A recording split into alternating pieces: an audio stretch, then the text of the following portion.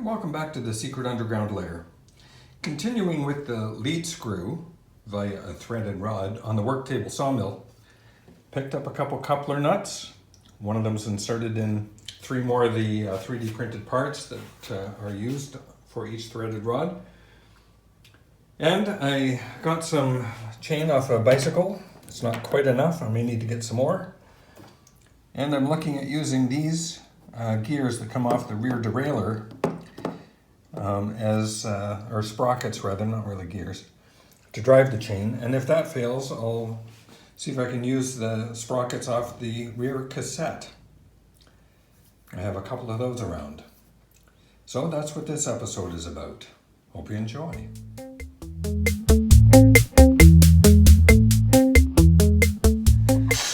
So I'm going to start by taking the sprocket out of this rear derailleur.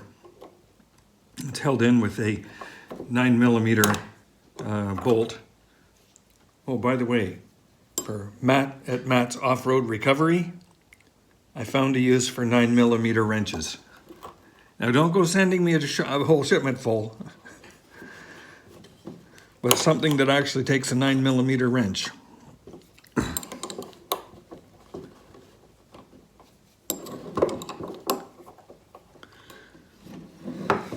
Okay, this little guy's not going to do it. I'm going to have to resort to something a little more severe. Be back in a second. Alrighty, got that out of the derailleur. This particular sprocket has been in there for years and years and years on an unused bicycle, and it's just kind of full of very hard grease. So clean that up a little bit.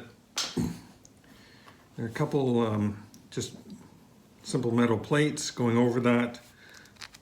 Bolt runs through it, and a simple bushing in the middle. So what I would like to be able to do is get that on a 3/8 inch shaft, and it fits almost perfectly on that. So perhaps with some lock washers and a couple lock nuts on either side of it, we might be able to pinch that tight enough to drive something. I'll experiment with that next. First, I'm going to do a little bit of cleanup on that.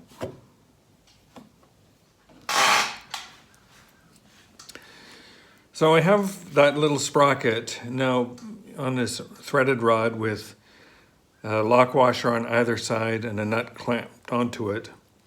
And that will hold it well enough to drive.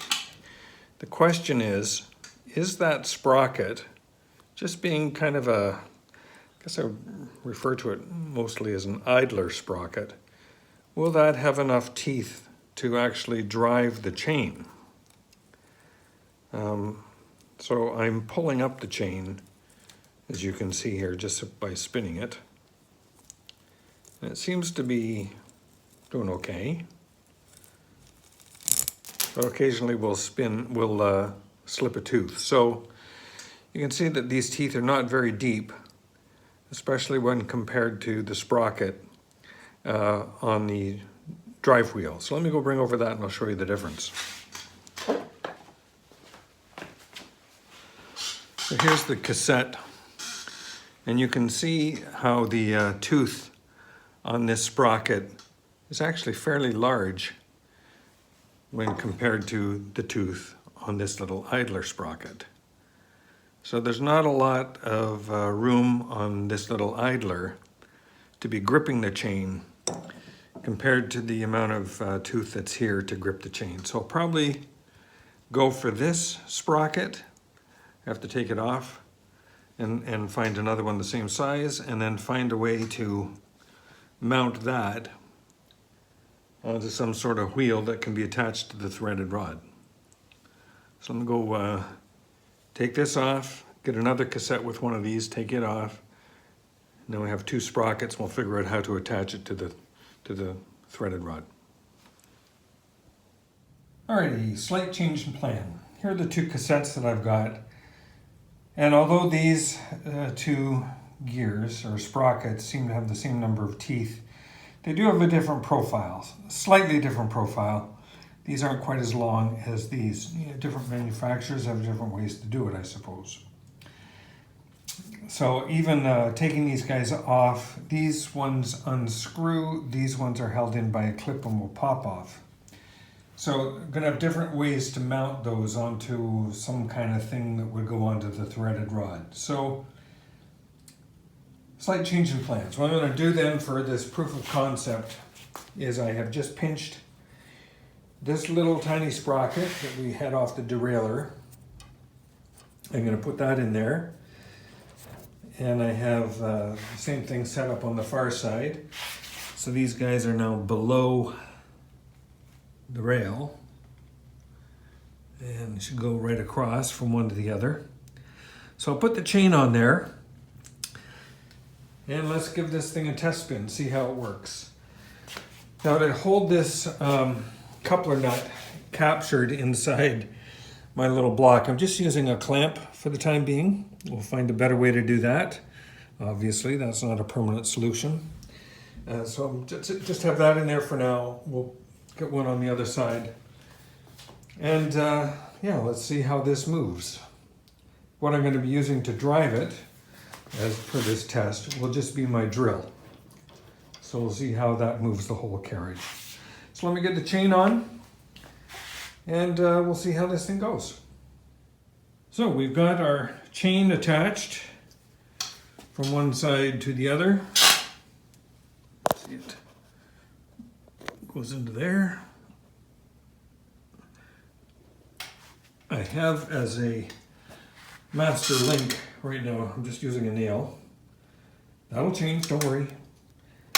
I know it's not the perfect thing, but right now it just does the trick.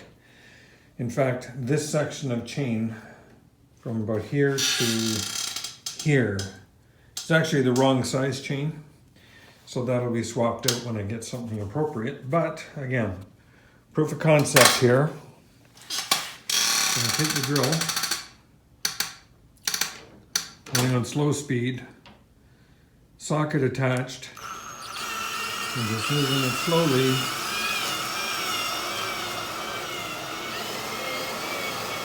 The sawmill is moving down the carriage. Chain is driving that side, spinning, and away we go. So as a proof of concept, yeah, I'm happy. This is going to work.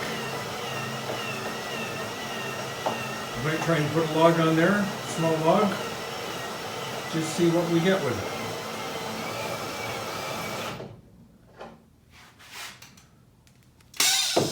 Still some things that need to be done. This chain is a little loose, so it needs to have a link or half a link removed. I'd like to find a faster way to bring the whole carriage back, hence the concept of the half nut on the carriage. I want to be able to release that. But again, I'm just trying to do proof of concept here, see if the threaded rod will work. And I think this is going to give me what I need. And clearly I want to use a tool other than my drill, some motor other than my drill to move the thing. So I'll have to sort that out too. All right, that's where we are now. I think I'm going to try a small log. All right, I got a small log set up in the mill. I'm going to be taking just slightly less, about an inch off the top, maybe slightly less by the time it gets down to this end. Got the anaconda connected. Going to be driving this one with the drill. I'll be driving it from the far side over there. Got a fan to exhaust some air out the window, drawing fresh air in from this window. Put on a respirator. And I'll put this on time lapse, so we'll see how it goes with the time lapse.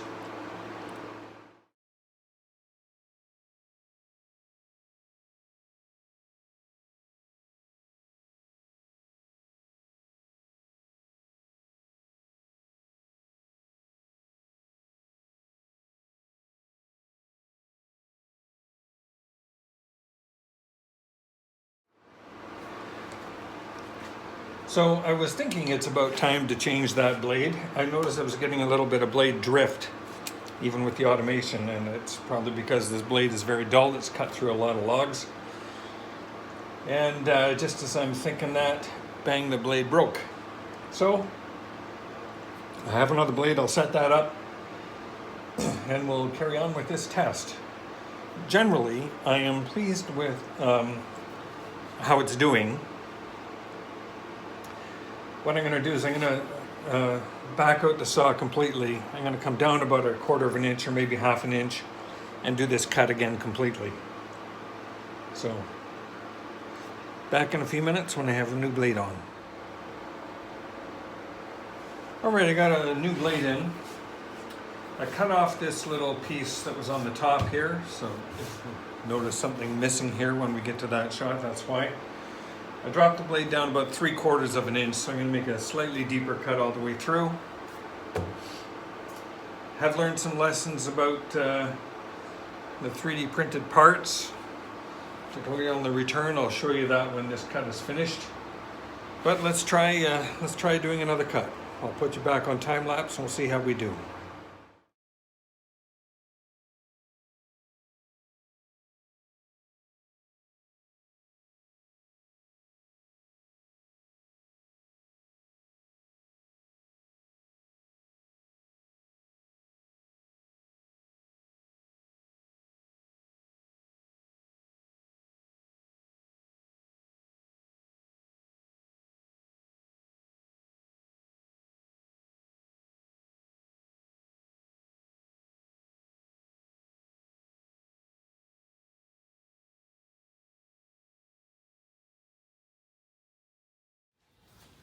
All right, so here's our freshly cut cedar. Looks like I did a little bit of adjustment on the speed here or did something. But other than that, that is a real nice, consistent cut. Probably going a little bit slower than I could, but with the new blade, you know, I don't want to push things. So here's the side of the cut that I'm going to keep. We'll go a little bit deeper, of course, on the next cut. Looks like the blade drifted down just a smidgen here too, but overall, happy with the cut. So I'll take a 5/4 slice off this on our next pass, but I'll do that tomorrow. I had to stop. You may notice the time lapse shifted just a little bit halfway through. What I wound up doing was cutting off this threaded rod from the end, and I had just left it dangling out here, and it was just wobbling around like crazy as it wasn't supported. So I stopped the cut halfway through, cut that off on both sides, and that stabilized the machine substantially. So it made it a lot smoother for cutting. In fact, that may be what this all this stuff here is. That was all the wobbling going on. As soon as I got rid of that about here, it's really nice and smooth from that point forward. So, is it worth it? Well, certainly worth pursuing. A couple things I need to do in terms of the 3D printed part. When I'm bringing the saw back, there's still a lot of friction on this. Maybe I could lube it up or something, but it heated up the washer that I have here to the point that it just melted the plastic and pushed everything back about the width of a bearing. So, need to rework that a little bit. I do need to come up with a mechanism to hold that coupler nut in the bracket down there. I just have a clamp on it at the moment, so we'll fix that. Yeah, fix that. Fix this. Might wind up just kind of putting a metal plate over this and giving it some grease. But overall, that threaded rod, you know, a lead screw seems to work. So, I'll call that a video for today. Thank you very much for watching. Please like and subscribe, and I will see you on the next video.